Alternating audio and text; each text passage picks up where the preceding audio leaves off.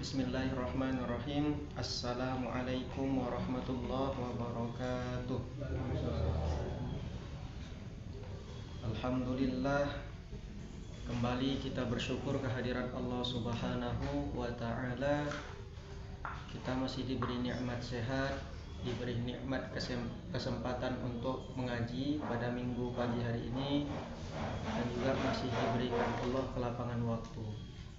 Banyak mungkin di antara kita yang boleh jadi aktivitasnya terlalu padat sehingga tidak sempat untuk datang ke tempat yang dimuliakan Allah ini. Kemudian salawat dan salam kepada baginda Nabi Muhammad sallallahu alaihi wasallam. Allahumma salli wa sallim wa barik ala sayyidina Muhammad. Semoga kita mendapat syafaat dari Nabi Muhammad di yaumil akhir. Amin ya rabbal alamin. Oke Pak Bu, hari ini kajian kita seputar tentang masalah hati. Artinya dalam kehidupan ini kita dituntut untuk senantiasa muhasabah diri. Ya kan Pak ya, Bu. Jadi disebutkan di dalam kitab Hasyiatul Baijuri ala Jauharatit Tauhidi, nazimnya berkata, Syekh Ibrahim Al-Laqani, fahasibin nafsa wa qallil amala. Maka wahai manusia, banyak-banyaklah memuhasabah jiwa kita. Muhasabah dalam bahasa kita ini Bu disebut introspeksi diri. Nah, introspeksi diri yang seperti apa yang diharapkan? Coba kita perhatikan terhadap jiwa kita, diri kita, bahwa di kehidupan yang nyata ini banyak sekali perbuatan yang kita lakukan menilai orang yang terlalu berlebihan, namun lupa terhadap menilai diri sendiri. Maka disebutkan sama pengarang nazimnya, Syekh Ibrahim Al-Laqani, fahasibin nafsa. Ayolah coba kita memuhasabah jiwa, introspeksi diri kita. Wa qallil amala, kurangi angan-angan yang begitu banyak. Ingin punya harta yang banyak, ingin punya mobil yang megah, rumah yang mewah, ingin punya baju yang mahal luar biasa. Coba hidup ini dibiasakan sederhana. Karena terkadang manusia hidup bergengsi atas dasar penilaian manusia. Nah ini kita yang rusak. Oh si Fulan itu punya rumah yang bagus, besok dia berbagai macam cara sehingga bisa buat rumah yang bagus juga. Kalau caranya halal tidak jadi masalah. Sekarang yang membuat manusia berubah caranya yang haram, ya kan?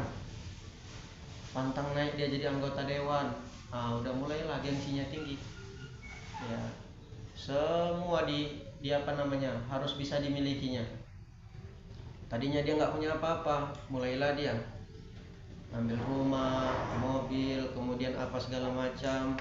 Toh hasilnya ternyata dari cara yang tidak halal. Nah ini menyebabkan kurangnya diri tersebut introspeksi. Maka Bu, Bapak sekalian, banyak-banyak kita lihat diri kita ini. Kita dikasih dua mata.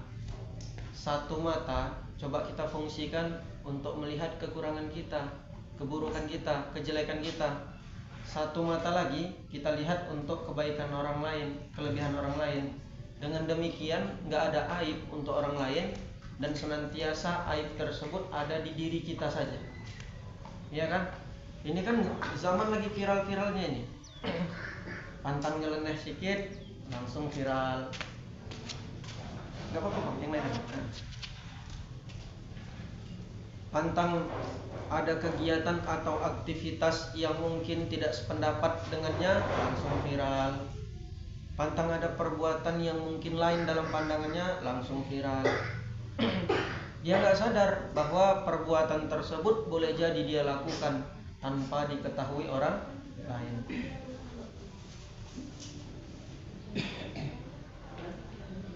Maka untuk itu Bapak Ibu sekalian, wajib bagi kita hukumnya untuk memuhasabah diri. Kenapa? Wa fil hadis, di dalam hadis disebutkan.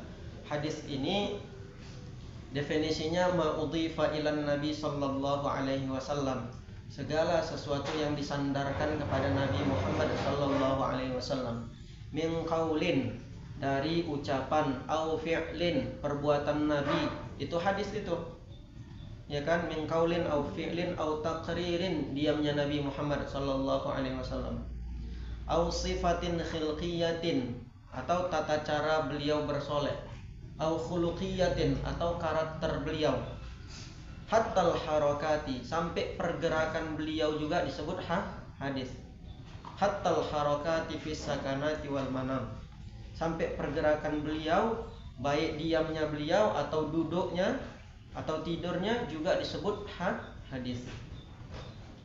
Nah, ini ditambahkan sama ulama minal muhaddisin, wa kadzalika ma udhifa ila sahabah wat tabi'in.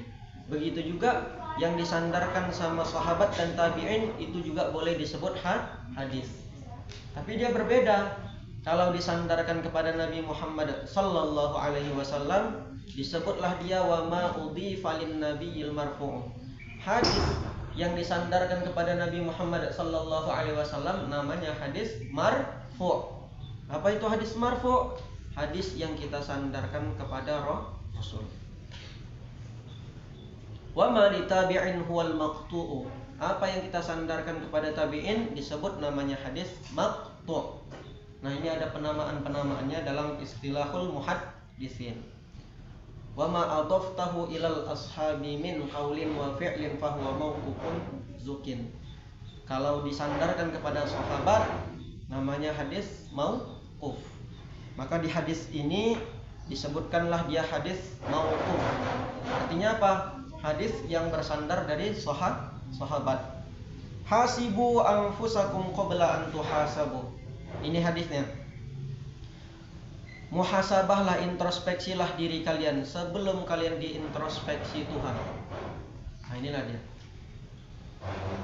Coba koreksi diri kalian sebelum kalian dikoreksi oleh Tuhan. Payah nih Bu, Pak, kalau sudah Tuhan yang mengkoreksi. Tapi namanya pada waktu itu juga nggak akan pernah bisa kita lari ketika pengadilan Allah Subhanahu wa Ta'ala sudah berada di depan mata. Ya kan? Hari ini mungkin para hakim yang dia menjabat statusnya sebagai hakim di pengadilan, dia bisa menghukumkan kita A, B, C dan sebagainya. Bisa jadi hukuman tersebut sudah harusnya kena, karena disuap dia sudah nggak berlaku hukum tersebut, tapi tidak di mata Allah Subhanahu wa Ta'ala. Siapa yang bisa nyuap Tuhan? Siapa yang bisa nyuap malaikat?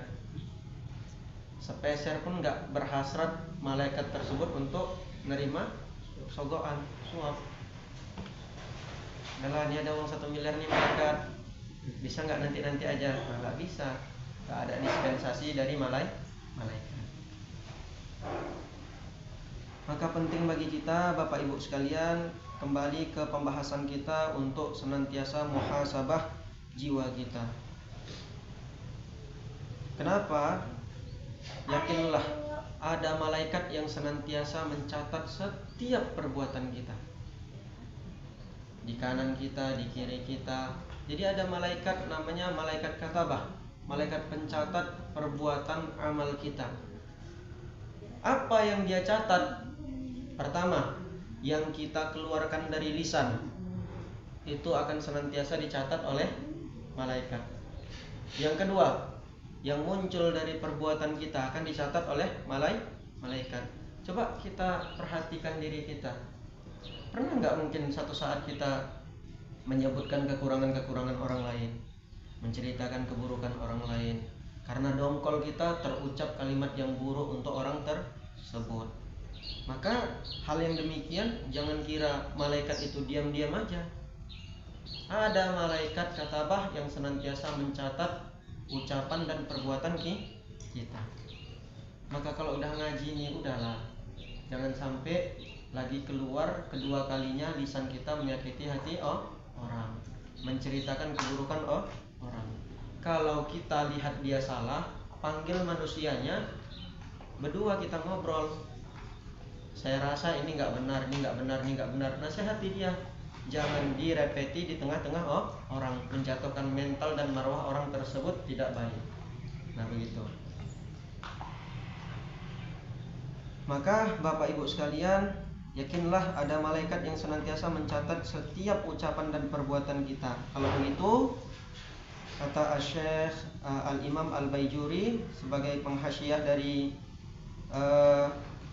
Jauharatut Tauhid, beliau mengatakan, idza alimta, apabila kita sadar, anna alaika may yahfaz a'malaka, bahwa kalaulah kita sadar dalam jiwa kita ini ada yang senantiasa menjaga, mencatat seluruh perbuatan-perbuatan kita, wa yaktubha, dan senantiasa menulis perbuatan tersebut, fahasib nafsaka, ayo mulai introspeksi diri kalian.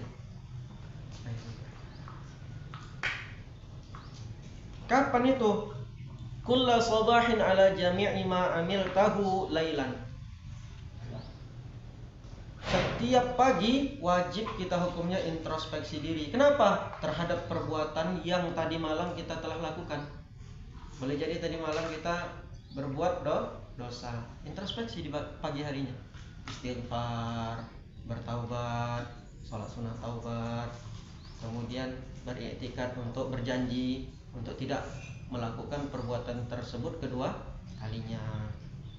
Wa kullu masa'in ala jami'i ma amiltahu naharon, dan setiap sore terhadap dosa-dosa yang kita lakukan ketika di siang hari.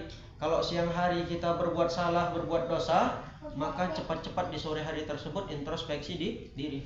Jangan lama-lama. Selagi ada kesempatan untuk istighfar, untuk introspeksi diri, segera lakukan perbuatan tersebut.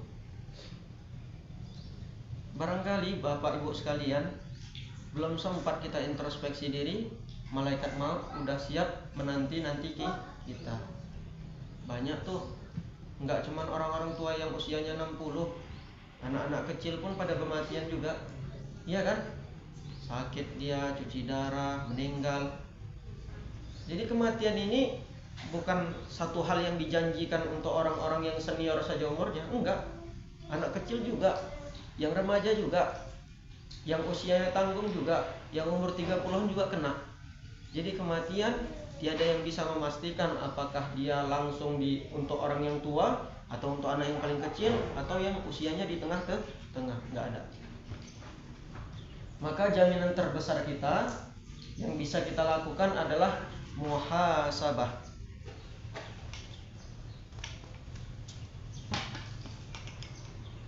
Jadi begitu Pak. Gimana cara kita muhasabah diri? Dijelaskan tadi sama Al-Imam Al-Baijuri. Beliau mengatakan cara kita muhasabah diri, wahai saudara-saudaraku, hendaklah setiap kali kita melakukan perbuatan-perbuatan yang mungkin di luar dari kemauan kita, tapi itu terjadi, atau ada perbuatan yang buruk yang kita lakukan. Kapan itu? Pada subuh hari. Maka ketika siangnya nanti istighfarkan. Kalau ada perbuatan di siang hari kita yang buruk, jangan lupa sore harinya diistighfarkan. Begitu juga kalau ada perbuatan kita di sore hari yang tidak baik, malam harinya istighfarkan. Kalau ada perbuatan di malam hari yang tidak benar juga, ingat subuh harinya diistighfarkan.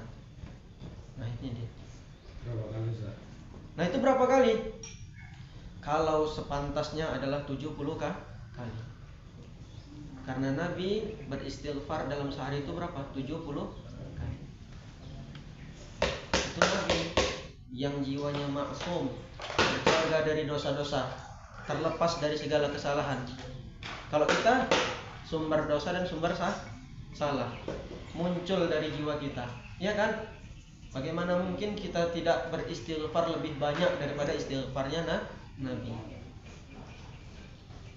Allah.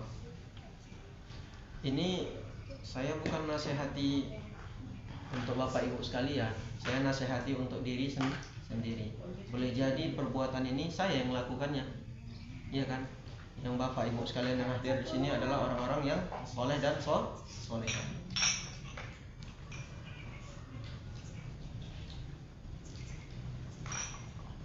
Ustaz, saya nggak pernah ceritakan keburukan orang lain, apalagi keburukan tetangga saya yang mungkin dia pernah buat salah sama saya. Nggak pernah saya ceritakan. Cuman saya doakan dia cepat mati. Ini sama aja. Sama aja ini. Iya Ustaz. Kalau saya ceritakan keburukannya, banyak dosa saya. Kalau saya doakan cepat game over dia kan lumayan. Nah, ini satu hal yang tidak boleh. Jadi gimana caranya? Doakanlah orang tersebut supaya kembali ke jalan Allah. Biasa itu Pak. Kalau hati ini kadang nggak senang sama orang, biasa itu. Iya kan? Hati kita bukan hatinya Rasul Sallallahu Alaihi Wasallam yang senantiasa bersih saja, nggak punya penyakit hati, nggak punya dendam, iri, dengki dan sebagainya. Kita sebagai manusia yang bukan diutus menjadi nabi, nggak bisa seperti itu. Yang pasti kemungkinan ada sedikit banyaknya salah, sedikit banyaknya dosa. Jadi jangan merasa ketika orang melakukan dosa kemudian kita langsung ceritakan keburukannya A, B, C, D dan sebagainya. Jangan.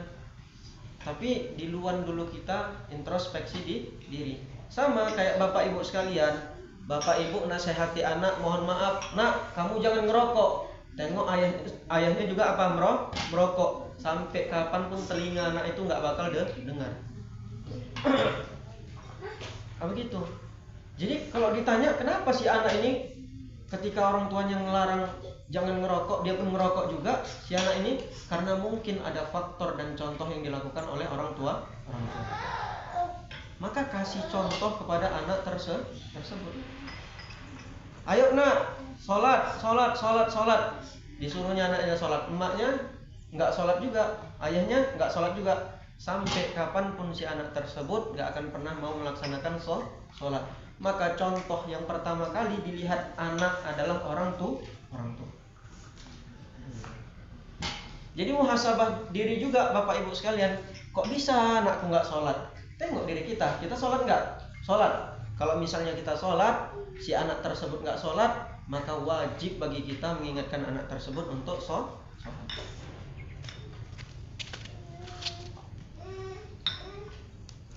Saya udah capek saat nyuruh anak saya sholat, mengingatkan sholat. Saya sholat. Cuman gimana? Kalimat saya nggak didengar sama anak tersebut, smackdown kan? Jadi biar anak itu tahu bahwa meninggalkan sholat adalah satu hal yang berdosa besar. Masalahnya kita ini sekarang ada HAM, ya kan Pak, Bu? Ada hak asasi manusia. Pantang dicolek si kecil anak tuh, anak bisa melaporkan orang tuanya ke polisi. Nah inilah rusaknya hukum. Kenapa? Walaupun ada manfaatnya, mudaratnya kita dapatkan. Itulah hukum manusia. Berbeda dengan hukum Allah Subhanahu wa ta'ala. Kalau hukum yang sudah Allah terapkan, yakinlah pasti seluruhnya berefek kepada kemaslahatan manusia. Disuruh kita sholat. Kenapa? Menunjukkan bukti abdi kita kepada Allah Subhanahu wa ta'ala. Dalam pergerakan sholat tersebut ada bentuk olahraga. Terkhusus sujud yang tadinya bahagian darah nggak pernah bisa mengalir ke bahagian depan atas, dengan sujud tersebut darah bisa mengalir ke bahagian atas kepala, menghilangkan stres. Jadi kalau ada orang yang nggak sholat, wajarlah dia stres. Benar. Nggak ada itu manusia yang dia betul-betul sholat stres, nggak ada. Nah itu tadi, au min sayyi'atin, atau ada perbuatan buruk kita, istaghfirillah minha. Banyak-banyaklah melakukan istighfar kepada Allah. Wa aqrabu min dzalik ila salamah, dan untuk lebih dekatnya kepada jalan keselamatan, antuhasabaha ala kulli fi'lin qabla al-iqdam alaihi hatta la taltabisa bihi illa ba'da ma'rifati hukmillahi fih. Bahwa kita melakukan muhasabah diri tersebut, introspeksi diri kita ala kulli fi'lin, setiap perbuatan-perbuatan yang kita lakukan qabla al-iqdami alaih, sebelum mengajukan perbuatan tersebut, hatta la taltabis bihi, sampai tidak tercampur dengannya, illa ba'da ma'rifati hukmillah, kecuali tahu hukum Allah. Maksudnya gimana ini Bu, Pak? Ini saya jelaskan. Orang dikatakan bersalah kalau dia tahu sudah hukum Allah. Sekiranya dia nggak tahu hukum Allah, maka orang tersebut tidak dikatakan bersalah.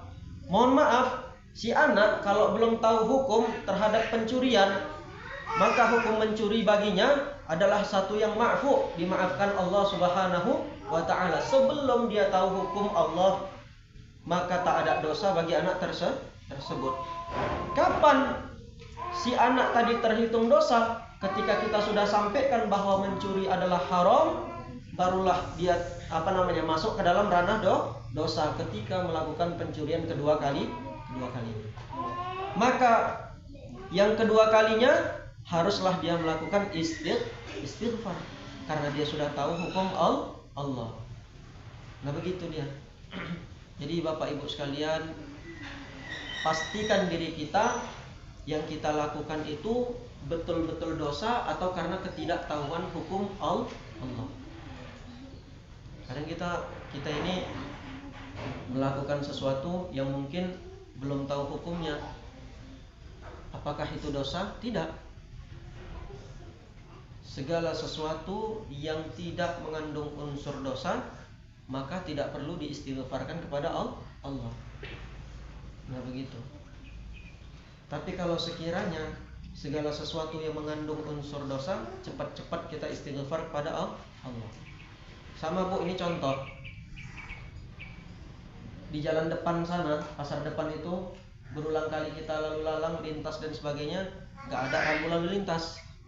Tiba-tiba datang dinas perhubungan masang rambu lalu lintas. Ya kan, udah mulailah ada lampu merah, hijau, kuning dan sebagainya. Tiba-tiba begitu lampu merah, kita terobos saja, nggak tahu bahwa di situ sudah dipasang rambu lalu lintas. Kira-kira apakah Bapak Ibu nyerobot rambu lalu lintas tadi adalah satu hal yang salah? Tidak. Kenapa? Karena kita tidak tahu bahwa di situ sudah dipasang rambu. Namun ketika ditilang, ditanya, kenapa Anda melanggar peraturan yang sudah ditetapkan? Kita bisa katakan bahwa sebelumnya tidak pernah dipasang, maka ketidaktahuan tersebutlah yang menyebabkan terjadi perbuatan ini. Nah begitu. Jadi Bapak Ibu sekalian, melanggar rambu lalu lintas yang dipasang barusan karena nggak tahu kita, itu bukanlah satu kesalahan, bukan satu dosa. Begitu juga kalau ada perbuatan yang kita lakukan tanpa tahu bahwa ini dosa atau tidak, maka itu bukan satu kesalahan di sisi Allah.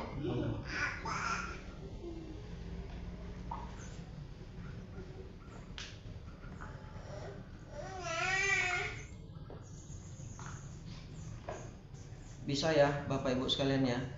Jadi enggak semua perbuatan yang kita lakukan itu mengandung unsur salah.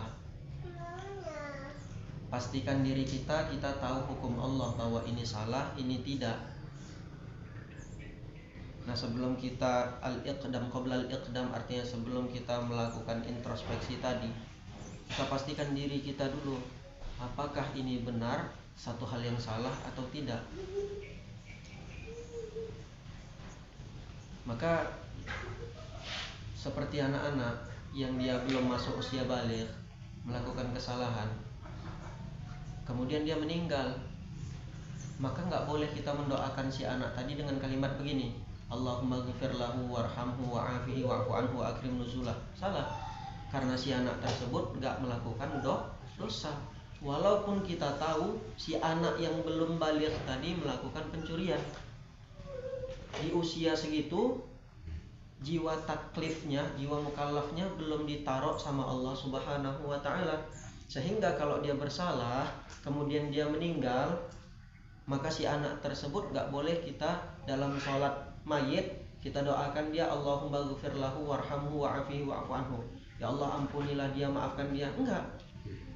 Tapi doanya kayak mana? Allahumma ja'alhu faratan li abawai. Ya Allah, ya Tuhanku, jadikanlah anak tersebut menjadi ladang amal dan jalan untuk orang tuanya. Itu doa yang benar. Nah, begitu ya Bapak Ibu sekalian.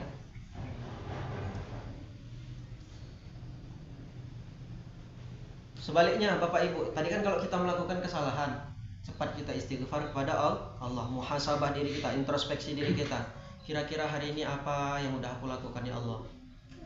Seberapa banyak lisan ini mengeluarkan kalimat pedas yang menyakiti hati orang?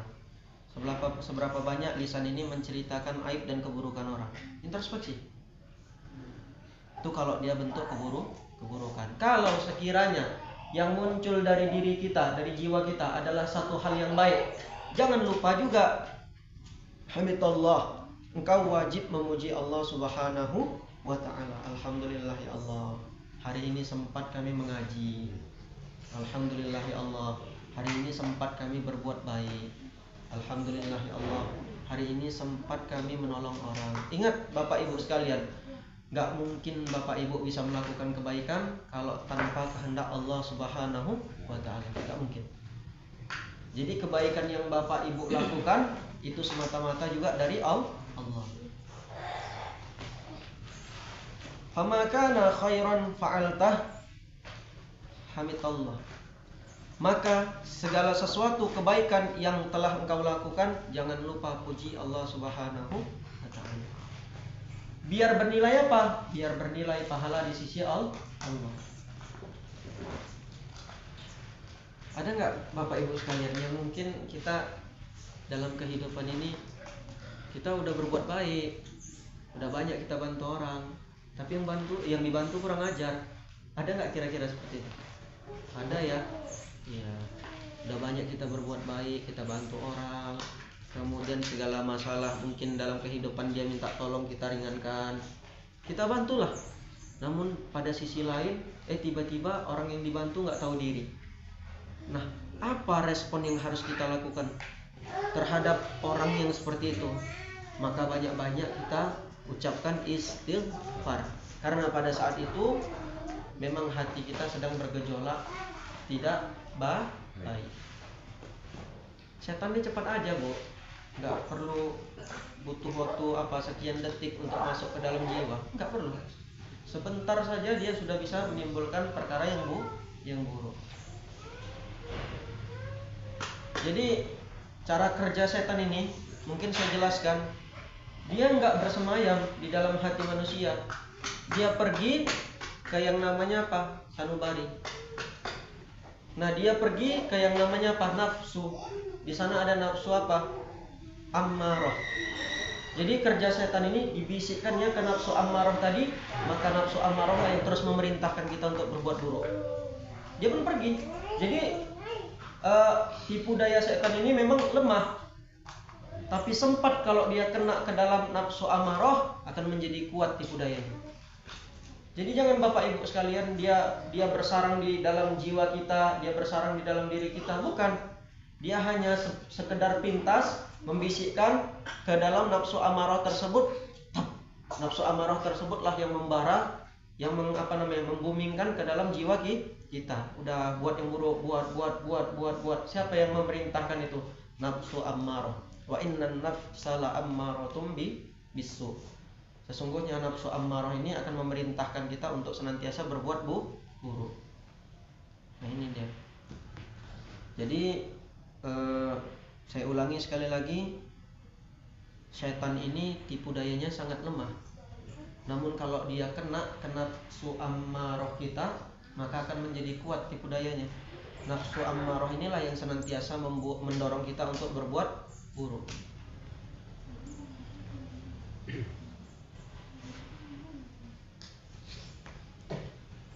Oke, Bapak Ibu sekalian, kenapalah kita disuruh introspeksi diri? Kenapa kita disuruh banyak-banyak istighfar kepada Allah? Kenapa kita disuruh, apa tadi bahasa Arabnya introspeksi, muhasabah? Kenapa? Litarihil malaikah minat ta'bi. Ternyata malaikat tersebut sangat tersiksa melihat dosa-dosa kita. Nah, malaikat pencatat tadi itu mereka sangat tersiksa ketika kita melakukan dosa. Ya Allah, sebegitunya malaikat itu. Kita buat salah nih, karena ada malaikat pencatat perbuatan baik dan buruk. Tapi ketika perbuatan tersebut kita lakukan dengan cara yang salah, malaikat yang mencatat tersebut merasa tersiksa dia dengan dosa-dosa yang kita lakukan. Kenapa? Karena malaikat adalah makhluk Allah yang tidak mampu untuk berbuat maksiat. Maka ketika dia melihat maksiat yang ada pada manusia, merasa tersiksa jiwa dan dirinya. Nah, begitu Pak. Sebagian orang enggak, ada buat maksiat, ada keyboard, joget dia, ikutlah. Iya kan? Jadi menambah kemaksiatan tersebut. Kalau joget-joget gimana hukumnya? Silat pun bahagian daripada seni tari, iya kan? Kemudian apalagi? Kungfu, karate dan sebagian seni daripada tari dan gerak. Joget begitu juga, seni daripada tari dan gerak. Bagaimana hukumnya? Lihat situasi dan kondisi. Sekiranya itu menimbulkan fitnah, maka tidak boleh dilakukan. Nah, tapi kalau bapak ibu sekalian di rumah, misalnya contoh, ya nggak apa-apa, silakan aja. Tiada yang melarang. Kenapa? Tidak menimbulkan fitnah. Jadi tadi ya Bapak Ibu sekalian, bahwa perbuatan atau dosa-dosa buruk yang kita lakukan itu sangat menyiksa malaikat. Jadi malaikat ini adalah makhluk Allah Subhanahu wa taala yang mereka tidak bisa melakukan maksiat kepada Allah. Jadi memang malaikat ini suci dari segala bentuk dosa dan kesalahan. Gak bisa mereka. Kemudian malaikat hanya mampu berubah wujud sebagai wujud yang sempurna. Jadi jangan Bapak Ibu pikir malaikat nanti bisa berubah jadi kambing, dia bisa berubah jadi kucing. Gak ada itu. Yang bisa berubah jadi makhluk-makhluk yang gak sempurna itu hanyalah jin. Nah, itu harus diingat. Malaikat hanya bisa berubah wujud sebagai wujud yang sempurna. Siapa? Ya kita manusia. Nah, gitu. Jadi jangan Bapak Ibu pikir, bayangkan malaikat mentang-mentang bisa berubah wujud, dia bisa berubah menjadi ular, menjadi kadal, cicak, kalajengking. Enggak level malaikat untuk berubah wujud seperti itu. Nah, jadi yang bisa dia tiru siapa? Hanyalah manusia. Gitu. Berbeda dengan jin. Jin memang kadang kurang kerjaan. Nah, bisa dia berubah wujud ke yang lain-lain. Bisa dia berubah wujud menjadi apa? Kucing kah, kemudian seekor anjing, kalajengking dan sebagainya. Dia bisa berubah wujud dalam wujud yang hina, artinya wujud yang tidak sempurna. Nah, begitu. Jadi nanti mana tahu ada ustadz yang nyampaikan, oh ini malaikat paten nih bisa berubah wujud. Jadi apa berubah wujudnya? Jadi cicak misalnya. Berarti ustadznya nggak akan ada malaikat yang bisa berubah wujud menjadi makhluk yang hina selain daripada manusia. Dan itu terjadi di masa Rasul sallallahu alaihi wasallam. Ketika Rasul sedang duduk-duduk bersama para sahabat, datanglah malaikat, siapa? Jibril alaihi salam, berubah wujud menjadi manusia yang sempurna, ganteng, nggak kelihatan bekas capek dia jalan dari jauh. Didatanginya Rasul, lutut sama lutut malaikat Jibril yang berubah jadi manusia dengan lutut Rasul sallallahu alaihi wasallam bersandar pas-pasan, duduk berhadap-hadapan, bertanya mal iman, mal islam, mal ihsan, apa itu iman, islam dan ihsan. Baru setelah itu dijawab sama Rasul sallallahu alaihi wasallam. Kemudian orang yang berubah wujud tadi pergi langsung. Kata Nabi Muhammad sallallahu alaihi wasallam, "Atadrimahu? Tahukah kalian siapa itu?" Kata Rasul bilang ke sahabat-sahabatnya, maka sahabat bilang, "Allahu wa rasuluhu a'lam." Allah dan Rasulnya lah yang lebih tahu. Innama huwa Jibril. Itu tadi yang datang, yang berubah wujud jadi manusia adalah malaikat Jibril, mengajarkan kita tentang iman, Islam, dan ihsan. Kalau kalian nggak percaya, coba kalian kejar. Rupanya setelah didatangi, dikejar, nggak ada lagi dia. Nah, ini menunjukkan bahwa malaikat bisa berubah wujud menjadi manusia.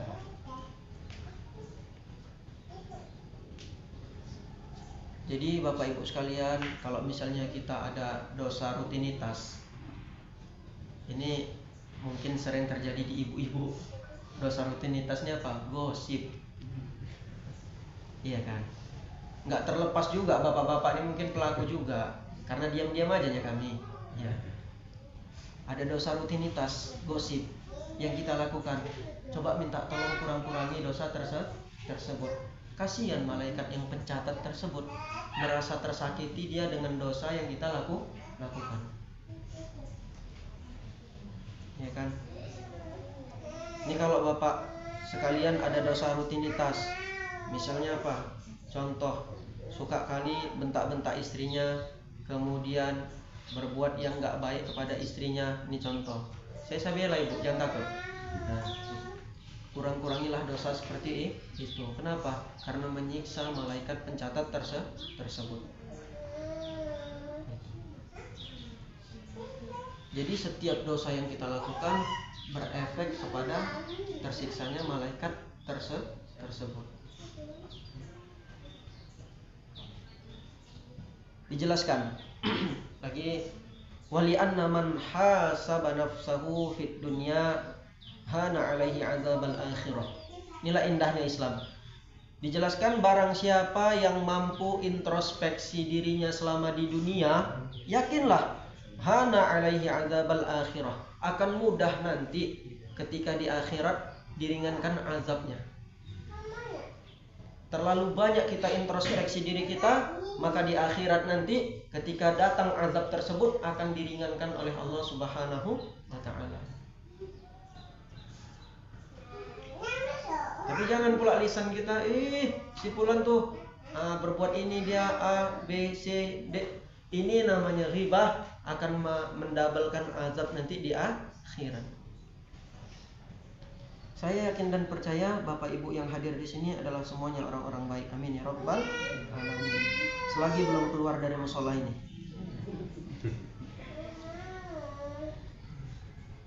Itulah tadi hadis dari Nabi Muhammad sallallahu itulah tadi hadis dari Sayyidina Umar bin Al-Khattab. Beliau menjelaskan, hasibu anfusakum qabla an tuhasabu. Muhasabah, introspeksi diri kalian sebelum kalian diintrospeksi oleh Allah. Ada lagi hadis sambungannya, wazinu a'malakum qabla an tuzanu. Timbang perbuatan kalian sebelum perbuatan kalian ditimbang Allah Subhanahu wa ta'ala. Hari ini coba di checklist Bu, misalnya buat daftar buku atau apa, terserahlah. Atau kalau nggak mau seperti itu nggak apa-apa. Tapi coba hari ini diingat-ingat perbuatan baik apa yang sudah kita lakukan. Misalnya kita sudah bantu orang, checklist A. Kemudian kita sudah bersedekah, checklist lagi B. Kemudian lisan kita hari ini nggak ada menyakiti orang, checklist lagi C, dan seterusnya. Catatan tersebut kalau sebisa mungkin kita buat. Kalau nggak mau nggak apa-apa. Tapi tanamkan dia, diingat. Hari ini kita ada berbuat baik nggak? Checklist A, B, C, D, C, dan sebagainya. Nah, sekiranya perbuatan baik tersebut kita lakukan hari ini, esok, dan kedepannya, maka jangan lupa juga untuk memuji Allah Subhanahu wa ta'ala. Karena nggak mungkin Bapak Ibu bisa berbuat baik kalau nggak dasar kehendak Allah. Sebaliknya begitu juga, kalau hari ini kita melakukan dosa, checklist, dosa apa yang kita lakukan hari ini? Hari ini saya ada, mohon maaf, ngambil sandal orang, checklist. Hari ini mohon maaf, saya ada memakai uang orang, checklist. Hari ini mohon maaf, saya ada menceritakan aib orang, checklist. Jangan lupa yang di checklist ini diistighfarkan kepada Allah. Minta ampun kita. Nah begitu. Jadi dengan tahunya dosa yang kita lakukan akan lebih memudahkan kita untuk introspeksi di diri. Oh, ternyata hari Minggu ini kesalahanku A, B, C, D. kebaikan yang kulakukan A, B, C, D. Gampang.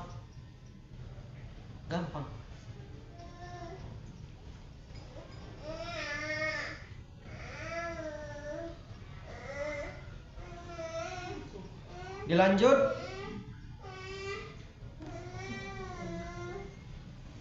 Wa qallil amala. Kurangilah angan-angan kita setinggi langit. Enggak apa-apa Bapak Ibu sekalian berharap menjadi orang kaya, enggak apa-apa. Enggak apa-apa Bapak Ibu sekalian berharap menjadi anggota legislatif, enggak apa-apa. Silakan aja, enggak apa-apa. Tapi sekiranya harapan tersebut dapat membawa manfaat untuk umat, silakan. Namun sekiranya harapan yang Bapak Ibu maksud bisa menyengsarakan umat, membuat Bapak Ibu lebih jauh dengan Allah Subhanahu wa taala, mending jangan berharap seperti itu. Ada ya orang yang dikasih Allah harta, semakin kaya dia semakin jauh dia sama Allah. Semakin sombong dia, brutal dia, angkuh, tetangga yang di samping kanan kiri digadohinya. Ada kan? Ada. Nah, sekiranya perbuatan tersebut, harapan yang kita minta kepada Allah, pingin lebih kaya, pingin punya jabatan, pingin punya pangkat dan sebagainya, menjauhkan diri kita dari Allah Subhanahu wa taala, mending jangan dipinta. Kalau sebaliknya nggak apa-apa, silahkan.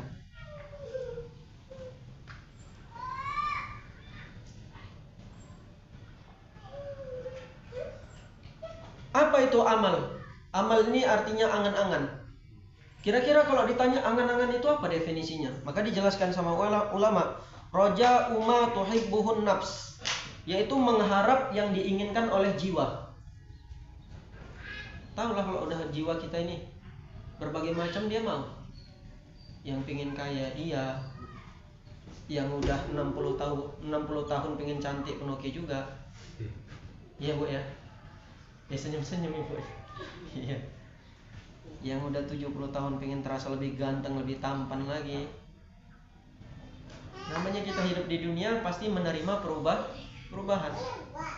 Saya kan dulu hidup seperti itu, segitu. Tumbuh besar dewasa jadi sekarang. Ya. Kemudian nanti kami kalau panjang umur akan memasuki di usia Bapak Ibu sekalian. Yang di usia Bapak Ibu sekalian hati-hati. Enggak, saya enggak bilang gitu. Yang di usia Bapak Ibu sekalian, banyak-banyak lihat kalender. Enggak, bercanda. Ya Allah. Roja umma tuhibbun nafs. Arti angan-angan ini secara definisi ulama menjelaskan berharap apa yang diinginkan oleh jiwa. Kalau mengikuti jiwa kita, kalau mengikuti nafsu kita, banyak kali yang kita mau. Siapa sih di antara kita yang gak pengen punya rumah mewah? Siapa sih di antara kita yang gak pengen punya mobil? Siapa sih di antara kita yang gak pengen punya sepeda motor? Siapa sih di antara kita yang gak pengen punya emas? Yang gak pengen punya baju baru? Yang gak pengen punya pangkat, jabatan, harta, uang dan sebagainya? Siapa?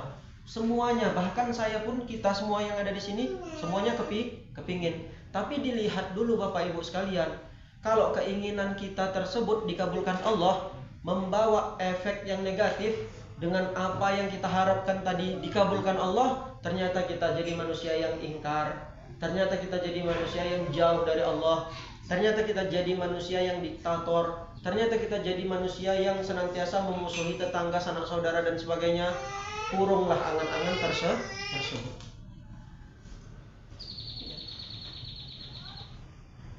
Udahlah, hidup di dunia ini kalau sekiranya udah cukup, sudah ada yang pada jiwa kita, pada diri kita, udah ada rumah, alhamdulillah, ya kan? Sudah ada kendaraan juga, alhamdulillah. Sudah ada gaji sampingan juga, alhamdulillah. Apalagi yang mau kita cari? Tinggal amal lah. Mana cara Bapak Ibu sekalian beramal? Ini datang di hari Minggu pagi ini. Ini merupakan salah satu amal di sisi Allah Subhanahu wa ta'ala. Hari ini mungkin kita nggak merasakan amal tersebut, nggak merasakan pahala tersebut. Benar, kenapa? Karena tempat diperlihatkan pahala bukan di dunia, tapi nanti ketika masuk ke dalam surga. Ketika masuk ke apa nih? Ke liang kubur. Akan ada nanti yang menyerupai Bapak Ibu sekalian, yang lebih tampan dia, itulah amal. Jadi kalau saat sekarang ini, saat dimana kita belum bisa ngapain? Memperlihatkan atau melihat amal tersebut. Makanya manusia yang ada di dunia ini nggak semangat dia, karena tak terlihatnya amal di depan mata kepalanya. Sekiranya nanti diperlihatkan oleh Allah, barulah dia sadar, oh ternyata inilah perbuatan baik yang pernah aku lakukan. Sekiranya Allah kasih kesempatan untuk hidup kedua kalinya, maka akan lebih banyak perbuatan baik tersebut aku lakukan di dunia. Tapi nonsen, gak akan pernah itu terjadi. Sama-sama kita Pak, mungkin Bapak Ibu sekalian yang lebih soleh, yang lebih soleha, banyak amalnya, ingatkan kami yang muda-muda ini yang belum beramal soleh seperti Bapak Ibu sekalian, atau yang masih kurang dalam beramalnya, ingatkan, saling mengingatkan dalam kebaikan. Jadi makruh Bapak Ibu sekalian kalau berharap ingin punya ini, itu dan sebagainya, ternyata kalau dikabulkan Allah malah membawa efek negatif apa yang diinginkan oleh jiwa tersebut, makruh. Berbeda halnya dengan para ulama, wa huwa madmum. Permintaan kita, angan-angan kita untuk bisa menggapai ini dan itu, panjang umur dan sebagainya, adalah satu hal yang makruh, kecuali yang mengucapkan tersebut adalah seorang ulama, baru tidak makruh. Kenapa? Oh, berarti kami dibeda-bedakan? Bukan. Kita lihat dulu penjelasannya. Haitsu amalu tula umrihim. Ketika mereka berharap umur mereka panjang, linaf'il muslimin, karena itu bermanfaat untuk orang Islam. Tapi lihat faktanya Bapak Ibu sekalian, banyak para ulama yang dicabut sebelum usianya 60. Ya kan? Yang lagi viral-viral seperti Syekh Ali Jabir, ya kan? Meninggal udah usia 60. Belum. Siapa lagi contohnya? Al-Ustaz Arifin Ilham, ya kan? Meninggal sudah 60. Belum. Siapa lagi contohnya? Kiai Haji Zainuddin MZ, tutup usia berapa? Sampai 60? Belum.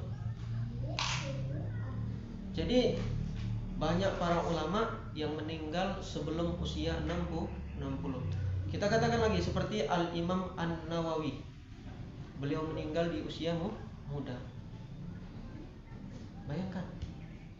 Jadi mereka yang seharusnya boleh berangan-angan umurnya lebih panjang, namun Allah cabut dengan cara apa? Matinya para ulama.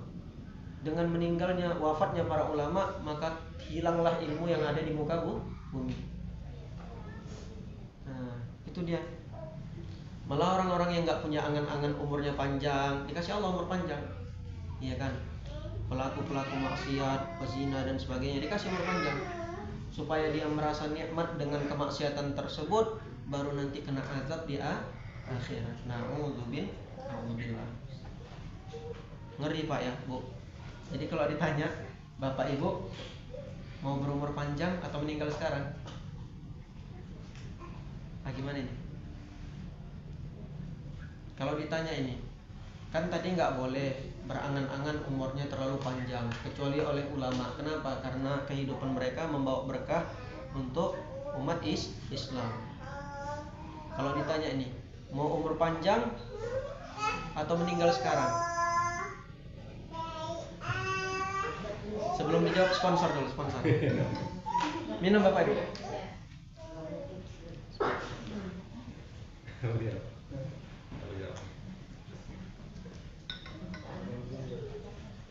Kalau saya ikhlas-ikhlas saja, Bapak Ibu di luar, saya belakangan. Atau kami belakangan, Bapak Ibu di luar.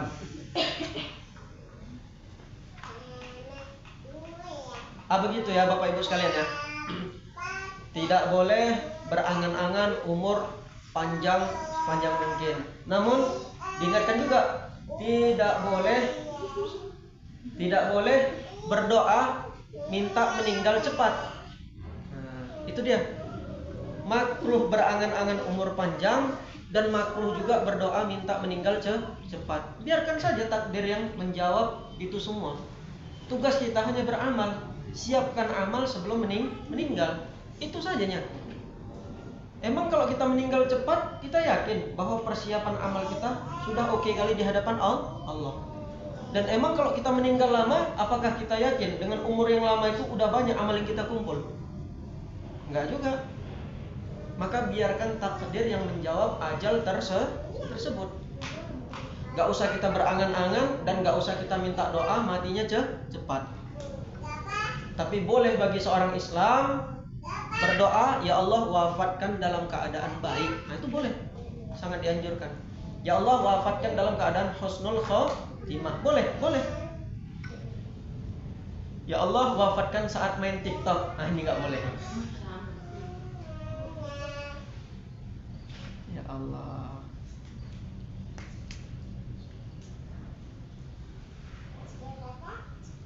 Wal aslu fima dzakara qauluhu sallallahu alaihi wasallam. Hukum asal yang diambil tadi sama ulama yang bilang gak boleh berangan-angan umur terlalu panjang dan gak boleh berdoa supaya mati cepat, itu diambil dari hadis Nabi Muhammad sallallahu alaihi wasallam. Mana dia hadisnya? Kun fit dunya, wahai manusia, hiduplah engkau di dunia ini ka'annaka gharibun, seakan-akan engkau ini menjadi orang asing.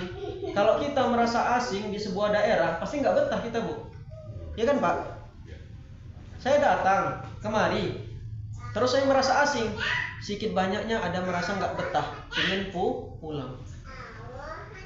Jadi diri kita ini anggaplah orang asing di dunia. Kenapa? Kalau kita sudah menganggap diri kita asing di dunia, kita nggak akan pernah betah lama-lama hidup di dunia. Dan kita akan mempersiapkan diri kita untuk bekal di akhirat. Nah, begitu dia yang benar. Au abirus sabil, atau jadilah kalian sebagai penyeberang jalan saja. Bapak Ibu dari ujung sana mau ke sana, di tengah-tengah ini hanya melintas sejenak. Begitu sampai di akhirat, dari dunia ke akhirat, maka di tengah-tengah inilah persiapan amalnya.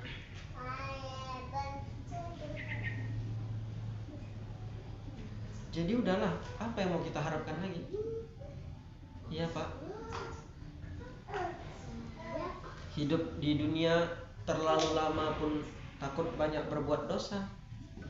Terlalu cepat pun persiapan gak ada. Maka jadilah, kata Rasul, hidup di dunia ini seakan-akan engkau itu orang asing. Kayak yang saya bilang tadi, kalau kita sudah merasa asing, maka jiwa kita gak akan pernah betah. Bapak Ibu sekalian, kalau tinggal di tempat saudara, mungkin saudara jauh, kan merasa asing. Kalau sudah merasa asing, yakinlah, sedikit banyak pasti nggak betah itu. Pengen pulang. Atau kita bekerja di luar negeri sana, kemudian kan muncul jiwa merasa nggak betah.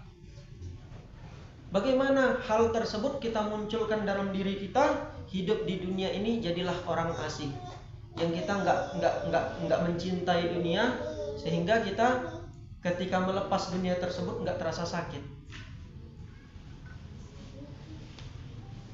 Seorang istri melepas suaminya yang berpulang ke rahmatullah. Kenapa? Karena terlalu cinta, jadi terlalu terasa sakit.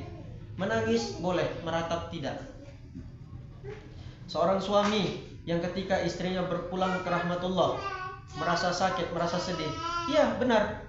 Kenapa? Karena ada cinta yang didasari dalam kehidupan tersebut. Tapi kalau nggak ada cinta, dia senang kali lah dia. 2 hari kemudian udah dapat yang baru. Ini saya berani ngomong belak-belakan karena ada istri ya, Bu.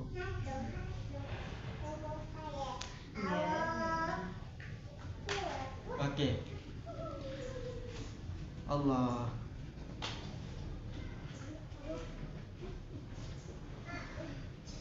Kemudian Audda nafsaka min ahlil kubur. Dilanjut dengan hadis tadi. Coba kalian hitung-hitung diri kalian min ahlil kubur. Karena sebentar lagi memang kita bahagian daripada ahli kubur. Ada manusia yang kekal? Nggak ada. Sampai saat ini ada nggak dari sebelumnya belum diwafatkan oleh Allah Subhanahu wa taala? Nanti di hari kiamat baru wafat. Ada. Siapa itu? Nabi Isa. Nabi Isa ini, Bapak Ibu sekalian, nanti pas ketika turun, statusnya bukan lagi nabi, bukan lagi rasul, tapi orang biasa. Orang soleh, orang biasa. Jadi nggak boleh lagi pada waktu itu dipanggil dia nabi, nggak boleh lagi dipanggil dia rasul. Kenapa? Karena beliau turun menjalankan syariat Nabi Muhammad, sholat beliau kayak kita, zakat dan sebagainya, kayak kehidupan kita lah biasa. Beliau jalankan. Kemudian nanti ditugaskan Allah untuk memerangi segala kebatilan dan sebagainya. Setelah itu baru diwafatkan Nabiullah Isa alaihissalam. Maka kalaupun Nabi Isa alaihissalam diturunkan oleh Allah ke dunia untuk kedua kalinya, maka tidak boleh lagi kita panggil beliau menjadi seorang nabi dan rasul pada waktu itu. Karena pada waktu itu bukan lagi beliau menjadi seorang nabi dan rasul.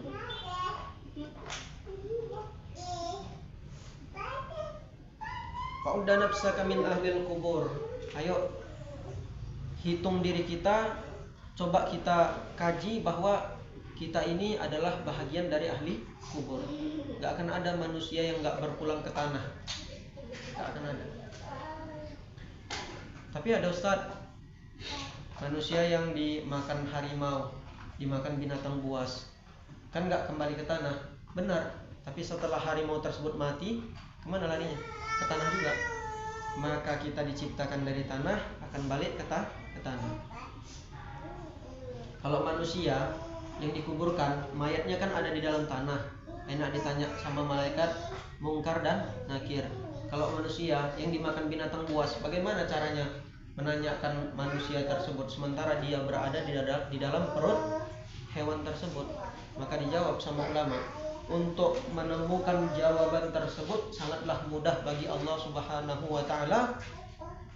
Menanyakan manusia sekalipun dia berada di batu yang tertutup, yang tidak mungkin bisa ditembus oleh siapapun, gampang. Roh kan Allah yang menggenggam, Allah yang melepas, Allah yang mencabut. Jadi sangat gampang bagi Allah untuk ngapain? Menanya dan menyiksa ruh tersebut beserta siapa? Jasadnya.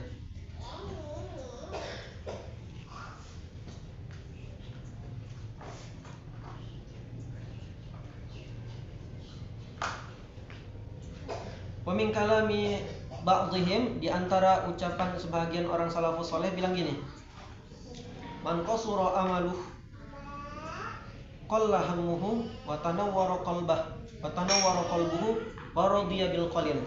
Barang siapa orang yang senantiasa meringkas keinginannya, enggak terlalu banyak harapan dia di dunia ini, qalla hammuhu, maka sedikit juga hasrat dia untuk memiliki dunia ini. Wa tanawwara qalbuhu, lebih bersih hatinya, lebih bersinar. Dia enggak berharap hidup di dunia ini terlalu lama-lama, udahlah fananya dunia ini. Kemudian maka sedikit pasti keinginan orang seperti itu. Iya Pak ya. Kalau orang yang enggak ingin hidup di dunia ini terlalu lama-lama, pasti enggak banyak kali permintaan dia untuk di dunia tersebut. Kalau ada orang seperti ini, maka yang ketiga, tanawwara qalbuhu, hatinya lebih suci dan lebih bersinar.